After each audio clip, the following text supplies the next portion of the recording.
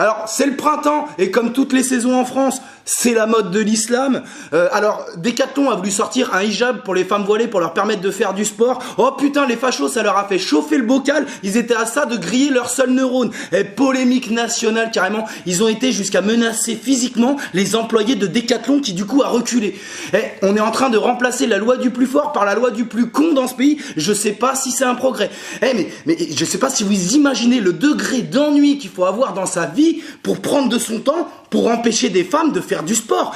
Moi, mon degré maximum d'ennui, je sais pas, je mets un reportage sur la BAC et je fume un ouinge, tu vois. Mais je veux dire, prendre de mon temps pour faire chier les autres sur un truc qui ne fait de mal à personne et qui n'a absolument aucun impact sur ma vie, mais ça m'est inexplicable comme le curling, ça. Inexplicable.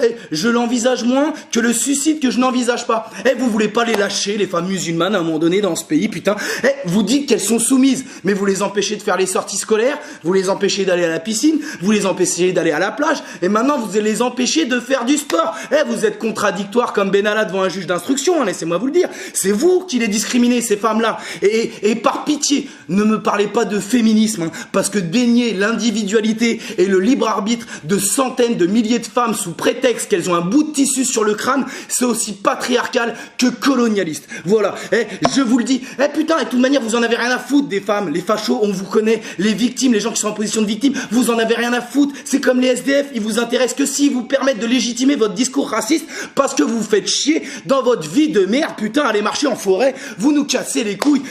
Moi, j'ai vu autant de caractère sous les voiles que sous des cheveux dans ma vie. Voilà. Alors merde, arrêtez de vous exciter là-dessus comme Sarko au musée de la coke, là. Avec l'islam, vous perdez tout sens logique. On dirait Renaud Agen. Je sais pas, changer de disque, merde. C'est pas compliqué. Vous connaissez une femme que l'on force à se voiler?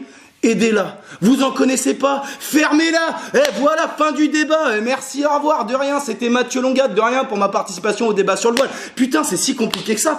C'est du harcèlement moral d'être un musulman en France. C'est d'un putain de harcèlement moral. Même moi, je les aime bien. J'en ai marre d'entendre parler d'eux. Je suis là, je zappe sur ma télé. Je dis, putain, je l'ai déjà vu cet épisode-là. Moi, il y en a ras-le-bol. Du harcèlement moral. Essayez de vous mettre dans la tête d'un musulman qui respecte toutes les lois de la République et malgré tout, tous les jours, dans les médias, on parle de lui en mal. Tu sais, c'est comme si on te faisait des doigts comme ça sous les yeux toute la journée. Tu sais, les médias, ils sont comme ça. Putain, des attentats terroristes. Tiens, c'est ta faute. Tes femmes, elles sont soumises. Tiens, c'est ta faute. Ton livre saint, c'est de la merde. Tiens, ton prophète, c'est de la merde. Tiens, tu veux manger à quick. Tiens, tu veux faire du sport. Tiens. Wow. Vous les trouvez radicaux, les musulmans? Moi, je les trouve d'une patience d'ange. Voilà, je pense qu'ils faisaient des puzzles 2000 pièces quand ils avaient 8 ans, les mecs. C'est pas possible, ça. C'est absolument incroyable. En plus, là, on a passé un cap parce qu'il y a eu un attentat en Nouvelle-Zélande. Voilà, il y a un mec, un terroriste suprémaciste blanc qui a attaqué 2 mosquées et il y a eu 50 morts, d'accord? Et le mec, il s'est radicalisé en France. Il s'est inspiré des théories du grand remplacement. Et du coup, je me suis dit, bon, au moins, les islamophobes de France, ils vont avoir la décence de fermer leur gueule quelques jours.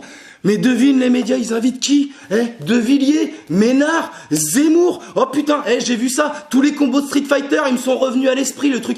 Putain, inviter Ménard le jour de l'attentat en Nouvelle-Zélande. Mais inviter Dieudonné les jours de l'attentat de Nemouche. Inviter DSK pour parler de Weinstein, c'est pareil, mais vous pétez les plombs, quoi.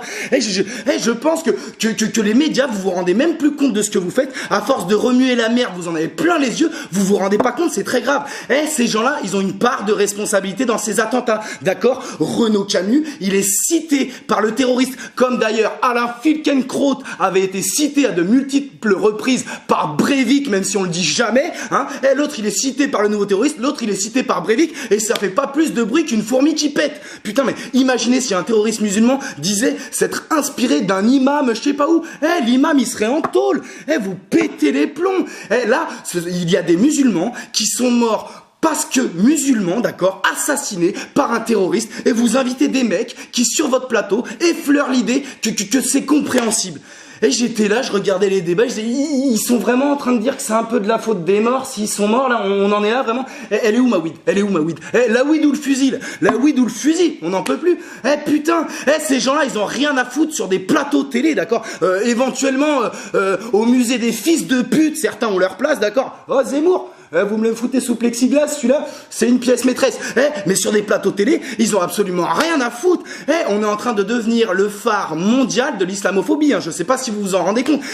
Regardez, au quotidien, écoutez, on vit tous ensemble. Ça se passe pas trop mal, je vous jure, ça se passe pas trop mal. Les Français, éteignez votre télé, allumez vos vies, s'il vous plaît. Il est grand temps, je vous jure. Alors également, gilet jaune. Alors Macron, en pleine forme, le mec, il veut